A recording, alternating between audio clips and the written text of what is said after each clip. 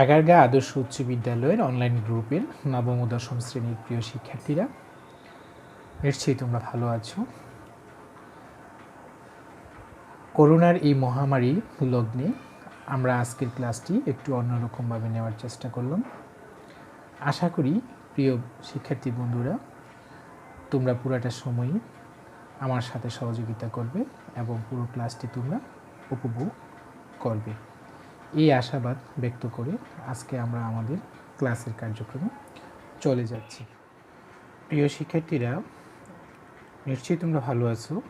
আগারগাঁ আদর্শ উচ্চ বিদ্যালয়ের অনলাইন ক্লাসে আমি মোহাম্মদ জালালউদ্দিন তোমাদেরকে স্বাগত জানাচ্ছি।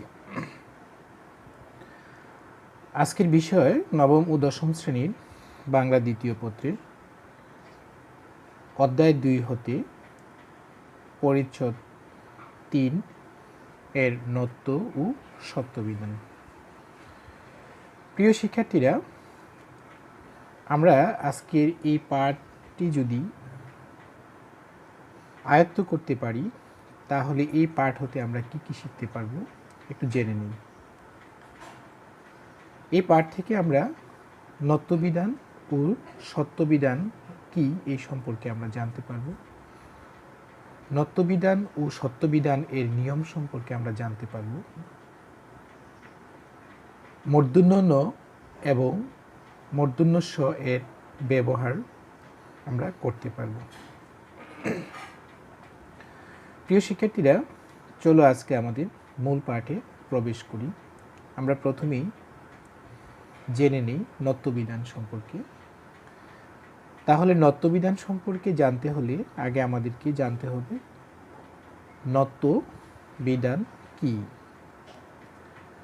শিক্ষার্থী বন্ধুরা, আমরা জানি বাংলা ভাষায় বিভিন্ন ধরনের শব্দ রয়েছে, বিভিন্ন ভাষা থেকে আগত শব্দ রয়েছে। এই শব্দ ভাণ্ডারে 5 ধরনের শব্দ রয়েছে, যেমন তৎসম শব্দ, অর্ধতৎসম শব্দ, তদ্ভব শব্দ, দেশি শব্দ এবং বিদেশি শব্দ।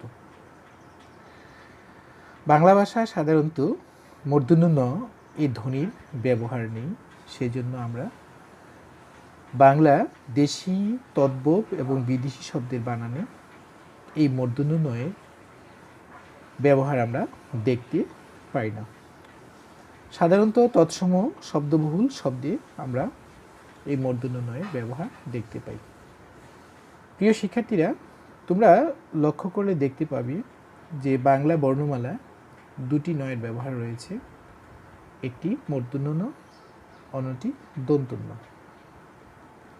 আজকে শিক্ষার্থীরা এই কোথায় মূর্ধন্য ন এবং কোথায় দন্ত্য ন ব্যবহার করবে তা নিয়ে একটি দ্বিধাগ্রস্ত থাকে, যার ফলে তারা প্রায়ই মূর্ধন্য ন এবং দন্ত্য ন ব্যবহার করতে ভুল করে, যার ফলে শব্দের উচ্চারণ এবং শব্দের অর্থগত পার্থক্য পরিলক্ষিত হয়। এই সমস্যাটি দূর করার জন্য আজকে আমাদের এই ক্লাসটি। তাহলে আমরা একটু দেখে নিই নত্যবিধান কি। তৎসম শব্দের বানানে মূর্ধন্য ন এর সঠিক ব্যবহারের নিয়মই নত্যবিধান। অর্থাৎ তৎসম শব্দ যে বাংলা ভাষায় প্রচলিত আছে, এই তৎসম শব্দের মধ্যে মূর্ধন্য ন এর সঠিক ব্যবহার এই নিয়মটাই আমরা কে নত্যবিধান বলবো। চলো শিক্ষার্থীরা, আমরা আজকে মূর্ধন্য ন এর ব্যবহারের নিয়মগুলো একটু দেখে নিই। প্রথমে ট বর্গীয় ধ্বনির আগে তৎসম শব্দে সবসময় মূর্ধন্য ন ধ্বনি যুক্ত হয়। প্রিয় শিক্ষার্থীরা, তোমরা নিশ্চয়ই জানো ট বর্গীয় ধ্বনি কোনগুলো, যেমন ঘণ্টা, লুণ্ঠন। এই ঘণ্টা শব্দটির ভিতর তোমরা দেখো ঘ মূর্ধন্য ন, ট আকার। এখানে ট হলো ট বর্গীয় ধ্বনি, লুণ্ঠন শব্দটিতে ঠ হলো ট বর্গীয় ধ্বনি। তোমরা লক্ষ্য করেছো ট এর সাথে মূর্ধন্য ন এর ব্যবহার এবং ঠ এর সাথেও মূর্ধন্য ন এর ব্যবহার হয়েছে। রি, র, মূর্ধন্যস্ব এই ধ্বনিগুলোর পর মূর্ধন্য না হয়। যেমন দেখো, রি মূর্ধন্য ন, ঋণ। রি এর পর মূর্ধন্য না হয় বর্ণনা। তোমরা খেয়াল করলে বর্ণনা শব্দটিকে যদি আমরা ভাঙি তাহলে দেখতে পাবো ব, রেভ, মূর্ধন্য ন, দন্তন্য, আকার। তাহলে র এর পর কিন্তু আমরা মূর্ধন্য ন ব্যবহার করেছি, অর্থাৎ রেফের পর আমরা কিন্তু মূর্ধন্য ন ব্যবহার করেছি। রি, র, মূর্ধন্যস্ব ধ্বনিগুলোর পরে স্বরধ্বনি মূর্ধন্যস্ব অন্ত্যেষ্টিয় ব, হ, অনুস্কার এবং কবর্গীয় ও পবর্গীয় ধ্বনি থাকলে তার পরবর্তী দন্তন্য ধ্বনি মূর্ধন্য ন ধ্বনিতে রূপান্তরিত হয়। যেমন কৃপণ, ব্রাহ্মণ ইত্যাদি। খেয়াল করো প্রিয় বন্ধুরা, কৃপণ, যেমন এখানে কয়ের সাথে রিকার আছে, রি, পবর্গীয় ধ্বনি আছে। পবর্গীয় ধ্বনি থাকলে তার পরবর্তী এখানে যদি আমরা দন্তন্য ব্যবহার করতাম তাহলে সেটা ভুল হতো, তাই আমরা এখানে কি ব্যবহার করেছি? মূর্ধন্য ন। প্রিয় শিক্ষার্থী বন্ধুরা, সমাসবদ্ধ শব্দের সাধারণত নত্যবিধান খাটে না। এরূপ ক্ষেত্রে দন্তন্য হয়। যেমন ত্রিনয়ন, আমরা জানি ত্রিনয়ন একটি সমাসবদ্ধ শব্দ। দুর্নীতি, এখানে নত্যবিধান খাটবে না। এখানে সাধারণত কি হবে? আমাদের মূর্ধন্য ন না হয়ে দন্তন্যই হবে, যদিও এটা নিয়মের মধ্যে পড়ে, কিন্তু তারপরেও সমাসবদ্ধ যেহেতু শব্দ, তাই এখানে এই নত্যবিধানের নিয়মটা চলবে না। তবর্গীয় বর্ণের সঙ্গে যুক্ত দন্তন্য কখনো মূর্ধন্য ন হয় না। যেমন অন্ত, ক্রন্দন ইত্যাদি। প্রিয় শিক্ষার্থীরা, চলো আজকে আমরা অতি সহজে কিভাবে মূর্ধন্য নয়ের ব্যবহার করা যায় তার কিছু নিয়ম জেনে নিই। আমরা নিচে একটি ছকের মাধ্যমে একটি তালিকা তুলে ধরলাম। এখানে প্রথমে আমি 7টি অক্ষর বা চিহ্নকে রেখেছি। এই 7টি অক্ষর বা চিহ্ন হলো, আমি ধরে নিলাম বিদ্যুৎ। মাঝখানে যে আমার 14টি অক্ষর বা চিহ্ন রয়েছে এগুলোকে আমি ধরে নিলাম তার, এবং সর্বশেষ আমার গঠি হলো ফলাফল, দ্যাটস মিন মূর্ধন্য ন। প্রিয় শিক্ষার্থীরা, যদি কোনো শব্দের প্রথমে রি, রিকার, র, রেভ, রফলা, মূর্ধন্যস্ব, ক্ষেয় এই 7টি বর্ণের যে কোনো একটি বর্ণ থাকে এবং তারপরে যদি যে কোনো কার চিহ্ন অথবা ক, খ, গ, ঘ, উ, প, ফ, ব, ভ, ম, অন্ত্যেষ্টিয়, অন্ত্যেষ্টিজ, হ, অনুস্কার এই 14টি বর্ণের যে কোনো একটি বর্ণ থাকে, তাহলে ওই শব্দে অবশ্যই মূর্ধন্য ন ব্যবহৃত হবে। তাহলে আমরা একটি উদাহরণের সাহায্যে দেখে নিই যে কীভাবে মূর্ধন্য ন ব্যবহার হয়ে থাকে। যেমন গৃহায়ন, রমণী, রামায়ণ ইত্যাদি। আমরা যদি একটু ভেঙে দেখাই যে গৃহিণী, রামায়ণ এবং গৃহায়ন কীভাবে মূর্ধন্য ন ব্যবহার করা হয়েছে। প্রিয় শিক্ষার্থী বন্ধুরা, খেয়াল করো যে গয়ের সাথে প্রথমে আমাদের কি রয়েছে? রিকার, তারপরে মাঝখানে আমাদের বর্ণ রয়েছে হ। দেখো তারের মধ্যে যে হ আছে, এই হ কিন্তু এখানে আছে। তারপরে আমাদের কি আছে? একটি আকার আছে। তারপর অন্ত্যেষ্টিয়, তারপরে আমাদের কি ব্যবহৃত হয়েছে? মূর্ধন্য ন ব্যবহৃত হয়েছে। এখানে যদি আমরা দন্তন্য ব্যবহার করতাম তাহলে শব্দটি কি হতো? ভুল হতো। প্রিয় শিক্ষার্থী বন্ধুরা, এরূপভাবে আমরা খেয়াল করো পরের যে উদাহরণটি, এই উদাহরণটিতে যেমন প্রথমে আমাদের কি রয়েছে? র রয়েছে, যেটা আমাদের বিদ্যুতের ঘরে রয়েছে। খেয়াল করো যে বিদ্যুতের ঘরে র কিন্তু প্রথম বর্ণতে রয়েছে। তারপরের বর্ণটি আমাদের কি? বর্গজ। এই বৈলজ্য শব্দটি কিন্তু আমাদের তারের কোথাও নেই, তাই আমাদের এটা মূর্ধন্য ণ না হয়ে এখানে দন্তন্য ব্যবহৃত হয়েছে। পরের উদাহরণটি আমরা আবার দেখি, যেমন বনায়ন। এখানে দেখো মাঝখানে দন্তন্য সাথে আকার রয়েছে, যেমন যে কোনো কার চিহ্ন রয়েছে, অন্ত্যেষ্টিয় রয়েছে, কিন্তু এখানে লাস্টে কি শব্দটি হয়েছে? দন্তন্য হয়েছে। কেন? প্রথমে যে ব আছে, এই ব কিন্তু আমাদের প্রথম বিদ্যুতের ঘরে যে 7টি শব্দ রয়েছে, 7টি বর্ণ রয়েছে, এই 7টি বর্ণের মধ্যে কিন্তু নেই, তাই এখানে দন্তন্য ব্যবহৃত হয়েছে। প্রিয় শিক্ষার্থী বন্ধুরা, আমরা যদি এই চারটিকে ভালো করে ফলো করি, তাহলে দন্তন্য ব্যবহার এবং মূর্ধন্য ণয়ের ব্যবহার আমরা কখনো ভুল করব না। প্রিয় শিক্ষার্থী বন্ধুরা, তাহলে চলো আজকে আমরা মূর্ধন্য ষ ব্যবহারের কিছু নিয়ম দেখে নিই। মূর্ধন্য ষ ব্যবহারের নিয়ম জানার আগে মূর্ধন্য ষ বা সত্যবিধান কি তা সম্পর্কে একটু জেনে নিই। বাংলা ভাষা সাধারণত মূর্ধন্য ষ ধ্বনির ব্যবহার নেই, যা আমি পূর্বেই বলেছিলাম যে মূর্ধন্য ণ এবং মূর্ধন্য ষ ব্যবহার বাংলা ভাষায় ব্যবহৃত, খাঁটি বাংলা ভাষা যেটা আমরাকে বলি, বাংলা ভাষায় ব্যবহৃত হয় না। তাই দেশি, তদ্ভব এবং বিদেশি শব্দের বানানে আমরা কখনো কি দেখতে পাই না? মূর্ধন্য ষ ব্যবহার দেখতে পাই না। কেবলমাত্র তৎসম শব্দের ব্যবহার আমরা এই শব্দগুলোতে আমরা মূর্ধন্য ষ এবং মূর্ধন্য ণ এর ব্যবহার দেখতে পাই। তৎসম শব্দের বানানে মূর্ধন্য ষ এর ব্যবহারের নিয়মকেই আমরা কি বলে থাকি? সত্যবিধান বলে থাকি। চলো প্রিয় বন্ধুরা, আমরা সত্যবিধানের নিয়মগুলো এক নজর দেখে নিই। প্রথমে আমরা কি দেখতে পাই? অ, আ ভিন্ন অন্য স্বরধ্বনি এবং ক, উ, র এর পরে প্রত্যয়ের দন্তস্ব মূর্ধন্য ষ হয়। দন্তস্ব কি হয়? মূর্ধন্য ষ হয়। যেমন ভবিষ্যৎ, মুমূর্ষ, চক্ষুষ্মান, চিকিৎসা। এখানে আমরা লক্ষ্য করি ও, আ ভিন্ন অন্য স্বরধ্বনি। তাহলে অ, আ ভিন্ন অন্য স্বরধ্বনি কি কি আছে এখানে? যেমন এখানে ভ,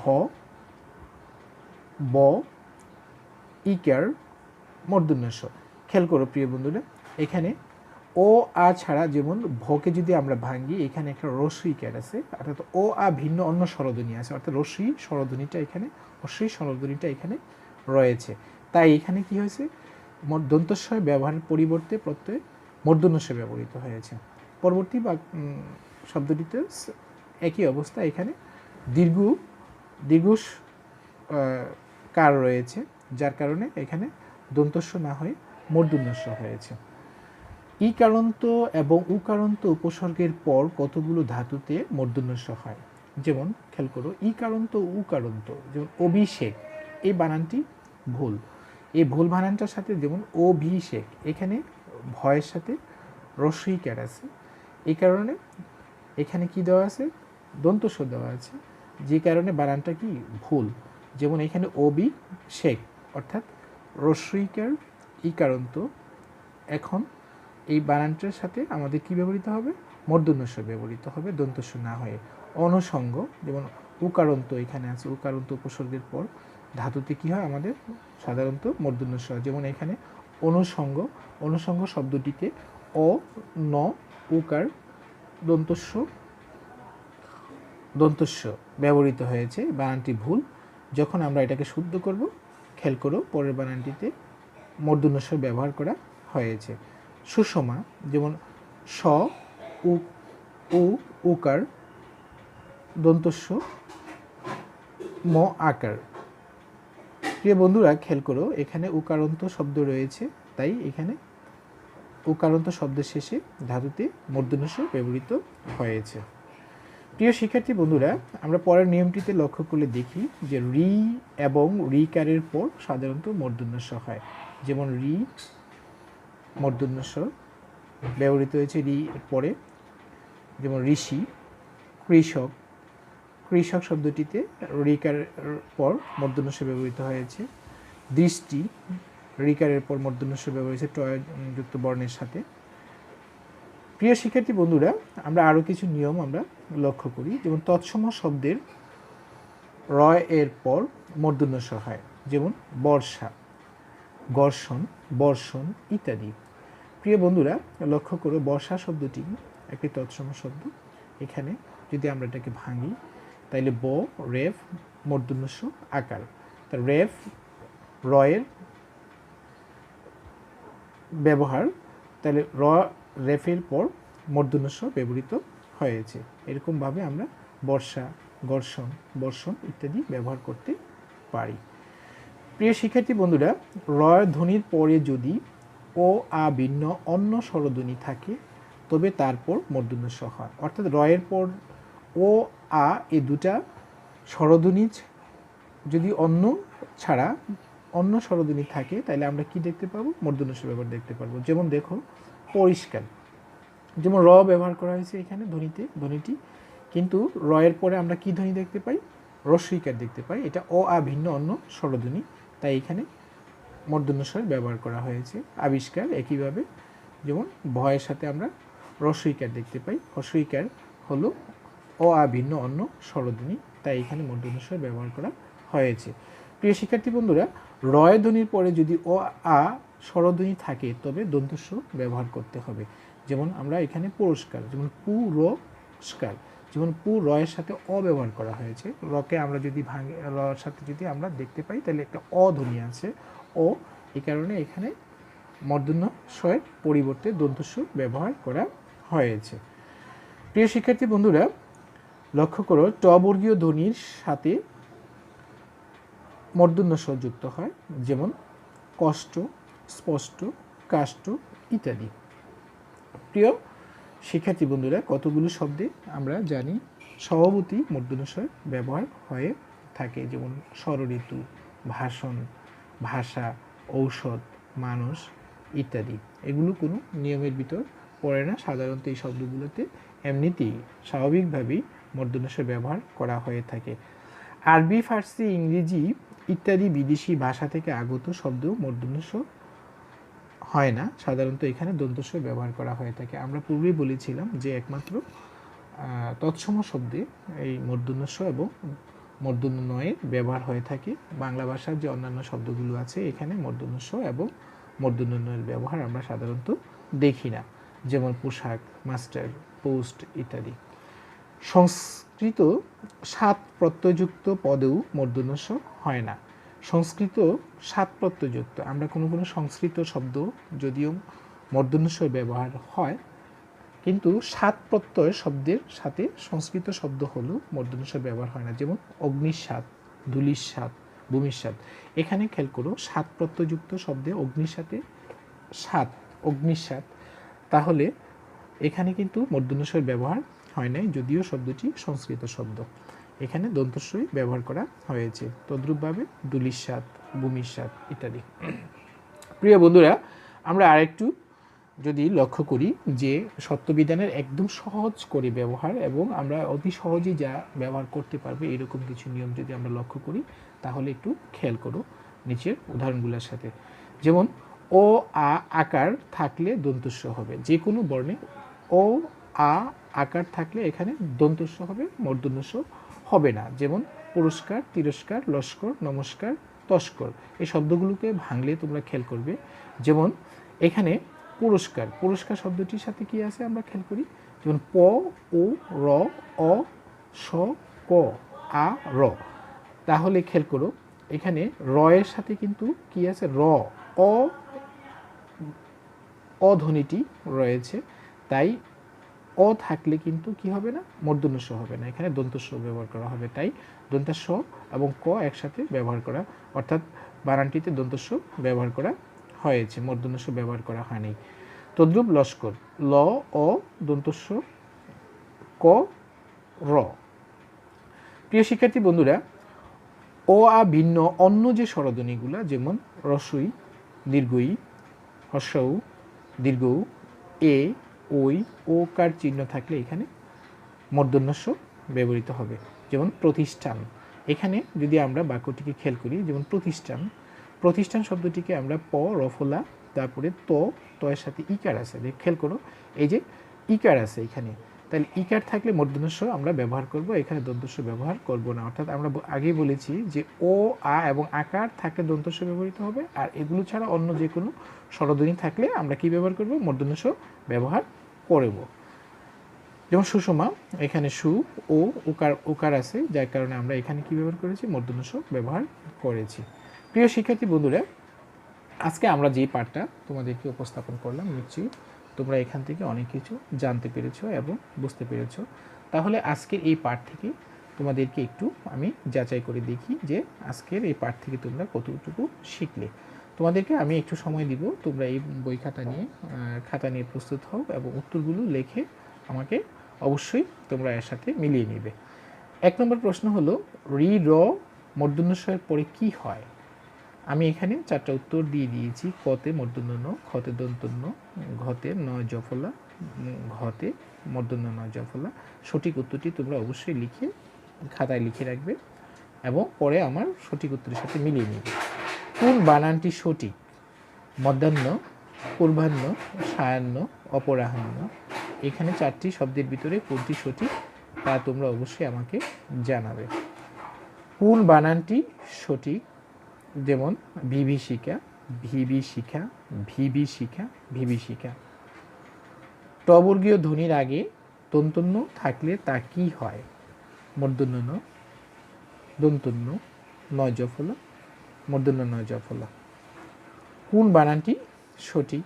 মুমূর্ষু, মুমূর্ষু, মুমূর্ষু, মুমূর্ষু। তাহলে এই 5টি প্রশ্ন তোমাদেরকে আমি স্ক্রিনে দিয়ে দিলাম। তোমরা সঠিক উত্তরগুলো খাতায় লিখো। তোমাদেরকে একটু সময় আমি দিলাম, তোমরা তারপরে খাতাটা মিলিয়ে নেবে।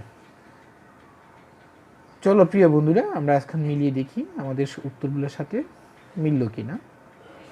যেমন 1 নম্বর উত্তরটা মূর্ধন্য ন, 2 নম্বরে পূর্বাহ্ন খ, 3 নম্বরে ঘ মানে ভিবিশিকা, দীর্ঘি অর্থাৎ বয়সিকের ভি, ভ দীর্ঘের ভি, মূর্ধন্য ষ, রস্যিকের কয়েকের কা, ভিবিশিকা। 4 নম্বরে মূর্ধন্য ন, 5 নম্বরে মু মু সু, মুমু সু অর্থাৎ ময় রসুকার মু, ময় ধীরুকার মু, মূর্ধন্য ষ, রেফ রসুকার, মুমূর্ষু। নিশ্চয়ই তোমরা মিলিয়ে নিয়েছো এবং তার সাথে তোমাদের কার কয়টা সঠিক হয়েছে তা অবশ্যই টিক দিয়ে বাকিগুলো ক্রস করে দিও। প্রিয় শিক্ষার্থী বন্ধুরা, তাহলে আজকে আমাদের ক্লাসের আলোচনা এতটুকুই। আমরা এখন একটি বাড়ির কাজ তোমাদেরকে দিব। এই বাড়ির কাজটা অবশ্যই তোমরা করে রাখবে এবং আমাকে কমেন্টস বক্সে তোমরা এটার উত্তর লিখে দিবে। বাড়ির কাজটি অত্যন্ত ছোট এবং সংক্ষিপ্ত। যে নিচের শব্দগুলো শুদ্ধ করে লিখো। লবণ, জার্মান, স্টেশন, পোশাক, পুরস্কার। এই 5টা শব্দের সঠিক বানানটি শুদ্ধ করে লিখে তোমরা আমাদের পেজের কমেন্টস বক্সে ছবি উঠিয়ে এটাকে আপলোড করে দিবে। আমরা পরবর্তী ক্লাসে তোমাদেরকে জানিয়ে দেবো এর ফিডব্যাকগুলো। প্রিয় শিক্ষার্থী বন্ধুরা, তাহলে আজকে এই পর্যন্তই। তোমাদেরকে অসংখ্য ধন্যবাদ।